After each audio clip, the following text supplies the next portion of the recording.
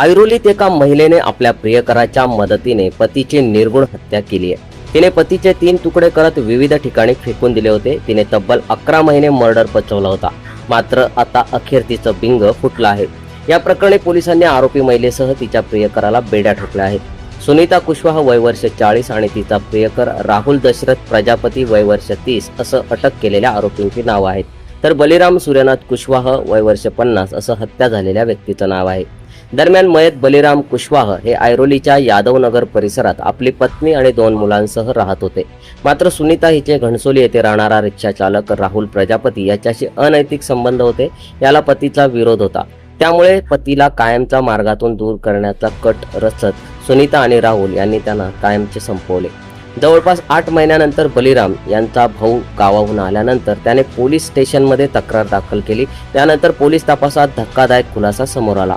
अखेर पोलिसांनी दोघांना गुप्तपणे ताब्यात घेऊन स्वतंत्र चौकशी केली।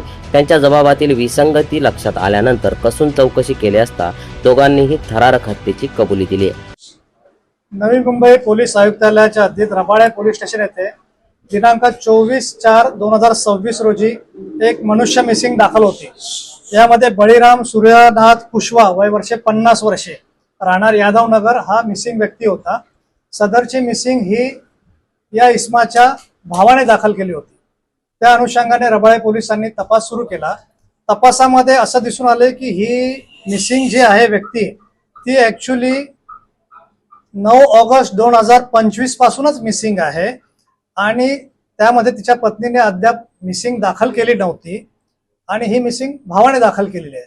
त्यामुळे या शंकेच्या अनुषंगाने रबाळे पोलिसांनी तपास सुरू केला। तांत्रिक विश्लेषणाच्या आधारे तपास सुरू केला आणि रबाळे पोलिसांना असा निष्कर्ष प्राप्त झाला की या जो मिसिंग व्यक्ती आहे त्या मिसिंग व्यक्तीच्या पत्नीचे एका राहुल दशरथ प्रजापती या व्यक्तीच्या ती संपर्कात आहे वारंवार आणि त्याचे अनैतिक संबंध असल्याचे निष्कर्ष प्राप्त झाला। त्या अनुषंगाने त्या दोघांकडेही तपास सुरू केला आणि तपासाअंती असं निष्पन्न झालं किंवा अशी कबुली मिळाली त्यांची की ह्या दोघांच्या प्रेमाच्या आड तिचा नवरा येऊ नये म्हणून त्याने तिच्या नवऱ्याचा खून करण्याचा कट रचला आणि दिनांक 8 ऑगस्ट 2025 च्या रात्री ते 9 ऑगस्ट 2025 च्या पहाटेच्या दरम्यान तिने या प्रियकराला बोलवून तिच्या नवऱ्याचा या दोघांनी खून केला आणि त्या मृतदेहाचे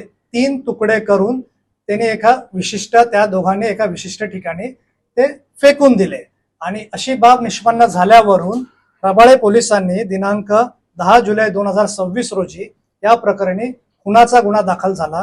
तो CR नंबर 263/2026 भारतीय न्याय संहिता 103(1), 238 व 3(5) अन्वये रजिस्टर झाला आणि आता या गुन्ह्याचा तपास रबाळे पोलीस पुढे करत आहेत। आरोपी यांना दिनांक 10 जुलै 2026 रोजी अरेस्ट करण्यात आलेले आहे आणि ते दोघेही आरोपी सध्या पोलीस कोठडीत आहे। रबाळे पोलीस त्यांच्याकडे अधिकचा तपास करत आहे आणि अधिकचे पुरावे प्राप्त करीत आहेत। ऍक्च्युअली तपास चालू आहे। तपासाधीन काही बाबी असल्यामुळे याबाबत काही डिस्क्लोज करता येत नाही। सम्राट मराठी लाईव्ह साठी ब्युरो रिपोर्ट, नवी मुंबई। तुम्ही पाहत आहात सम्राट मराठी लाईव्ह।